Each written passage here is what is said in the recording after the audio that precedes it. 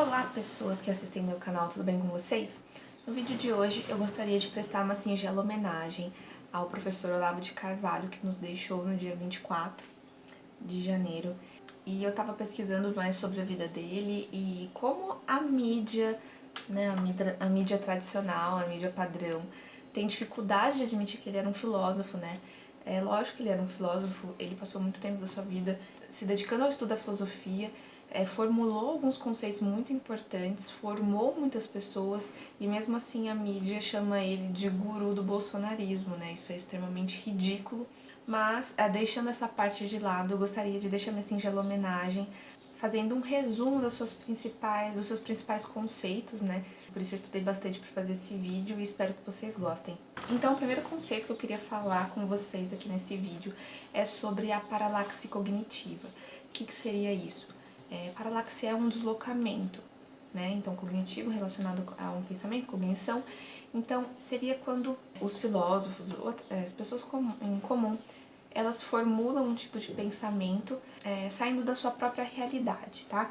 Então, seria esse afastamento do eixo da construção teórica com a experiência individual, com a experiência real daquela pessoa. Então, trata-se de quando um filósofo, um pensador, ele formula toda uma teoria que acaba desconsiderando a realidade, a experiência pessoal. Então, eles passam a desconsiderar completamente, não consideram mais experiência pessoal para nada na formulação de suas teorias, então acabam formulando teorias que negam a realidade, tá? Então, dando dois exemplos aqui para ficar bem claro do que isso se trata, por exemplo, Maquiavel, ele dizia que o príncipe precisaria se livrar de todas aquelas pessoas que o ajudaram a subir até o poder, ao chegar ao poder, né? Sendo que ele mesmo era um dos principais colaboradores do príncipe. Outra questão também é que ele criticava, ele dizia que todos os males do Estado vinham de intelectuais que teorizavam sobre política, e o que era que ele fazia mesmo? Exatamente isso. Outro caso é o Karl Marx, né, que foi o primeiro aí a teorizar sobre o proletariado, sobre a consciência proletária, sendo que ele nunca foi um proletário na vida, né? Nunca chegou nem perto de ser um proletário. Então, é bem engraçada essa questão, né? Então, isso é paralaxe cognitiva, de acordo com Olavo de Carvalho. Outro conceito bem interessante do Olavo de Carvalho é a teoria dos 4 discursos. Ele diz que essa teoria se derivou da própria teoria do conhecimento de Aristóteles, né? E que ele simplesmente, o Aristóteles não formulou como uma teoria, como um conceito, ele simplesmente tirou ele tirou essa conclusão das obras do Aristóteles, tá? Então, existem 4 tipos de discurso. Existe o poético, existe o retórico, existe o dialético e existe o analítico. Então, para explicar um pouquinho que seriam esses 4 discursos, eu vou começar pelo retórico, tá? A retórica seria o quê? A retórica é a opinião, né? Então, esse tipo de conhecimento surge aí no período pré-socrático, no qual eram formadas opiniões sobre questões que aconteciam na natureza, né? na vida cotidiana, e através do senso comum mesmo, e depois passavam, os sábios, né, faziam tipo um compilado disso e tinham a sua própria opinião. Existia a opinião popular e a opinião dos sábios, né? Então, essa é a retórica. A retórica é basicamente a opinião. Depois tem a parte da dialética, né?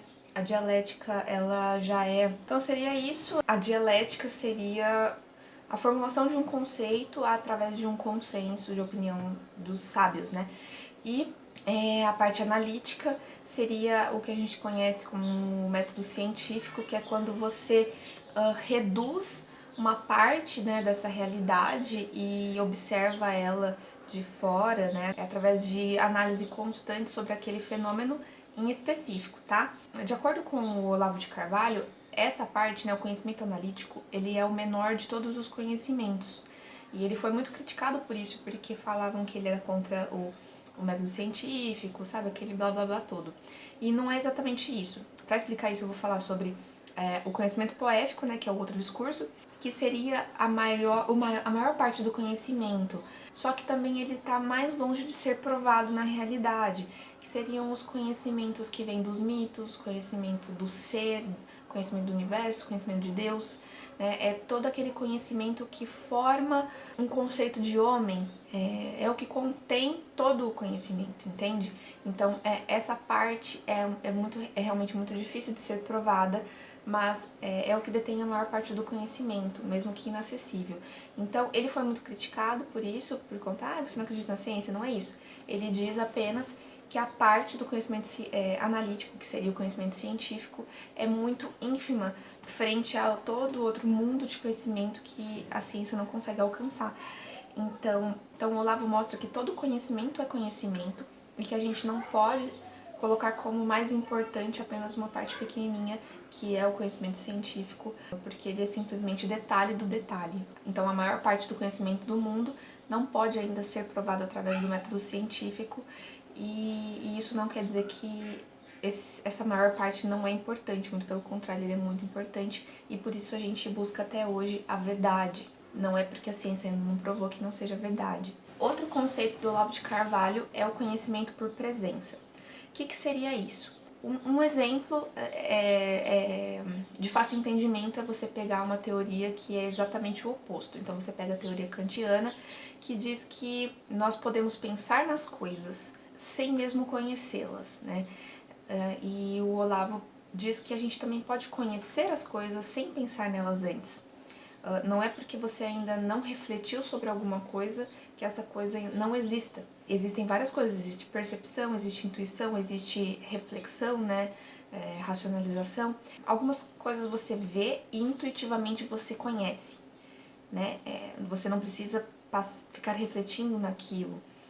Você pode ver, vamos supor, pode ver uma cadeira e intuitivamente consegue reconhecer que para que aquilo serve, é algo intuitivo. Você não precisa ficar pensando, nossa, né, com esse formato, esses 4 pés, tal, um encosto, né, com certeza uma cadeira eu vou sentar. Então são coisas que são intuitivas, né? Antes de você parar para pensar nelas, você já sabe, você já conhece.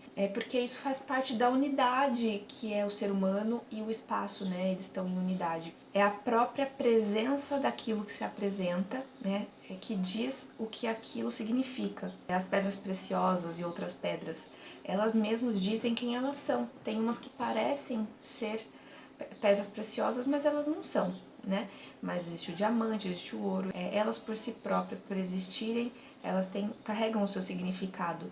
E as pessoas intuitivamente, sem muito refletir sobre isso, conseguem reconhecer o que elas são. Outra teoria é o trauma de emergência da razão. O que seria isso? Tomar consciência das coisas é extremamente dolorido, traz muito sofrimento.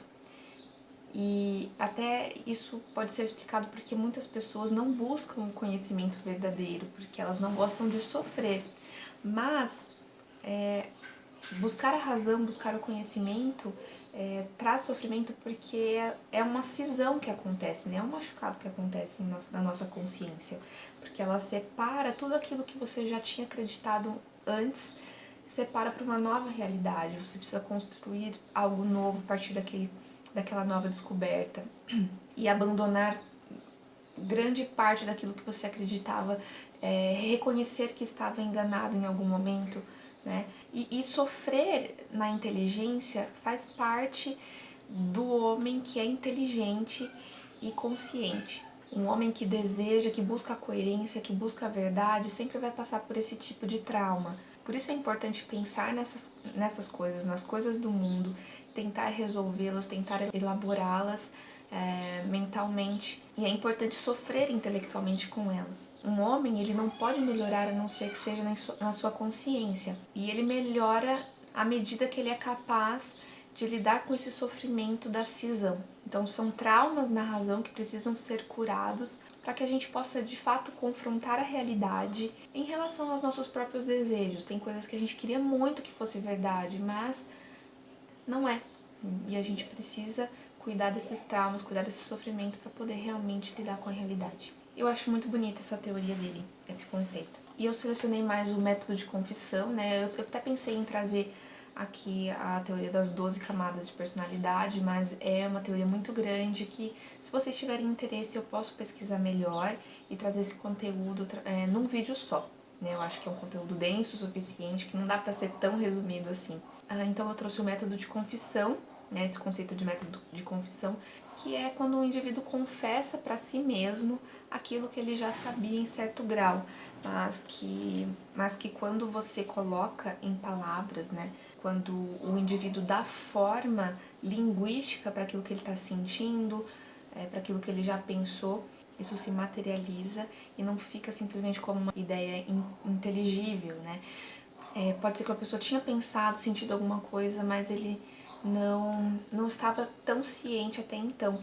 Então, independentemente para quem a pessoa confessa, pode ser para um padre, para um pastor, para Deus, para si mesmo, para um psicoterapeuta, é importante que a pessoa tenha essa atitude de confessar para si mesmo, exatamente para colocar forma naquilo que, nas suas ideias, naquilo que está pensando, naquilo que está sentindo. Porque quando você dá forma, quando você confessa algo, aquilo é uma verdade para você. Então esse objeto passa a ter significado real na sua vida. Então você consegue compreender algo que você fez que pode ser não tão bom assim. Você consegue compreender que as pessoas que você magoou, as pessoas que você alegrou, você sabe exatamente aquilo que você fez, as consequências do que você fez, o porquê que você fez aquilo. Porque agora ele tem forma. Até por isso é muito importante a psicoterapia, porque ele dá esse espaço, esse lugar para você poder confessar sem nenhum tipo de julgamento. Quando você confessa, às vezes, para sua família, isso já faz parte, você consegue criar uma forma, mas às vezes a sua família começa a moldar a forma que você pensa e você não passa a dar significado por si mesmo daquilo, tudo que aconteceu na sua vida. Isso, lógico, toda confissão precisa ser extremamente voluntária, né? Senão não faz sentido algum. Bom, esses foram os 4 conceitos que eu quis trazer aqui pra vocês no vídeo de hoje. Eu gostaria de saber se vocês gostaram desse conteúdo, se algum conceito fez sentido pra você, se você já tinha ouvido falar. E também, se você gostou desse vídeo, deixa seu like, se inscreva no canal, ative o sininho de notificações e continue acompanhando meus próximos vídeos. É isso, um beijo, tchau, até mais!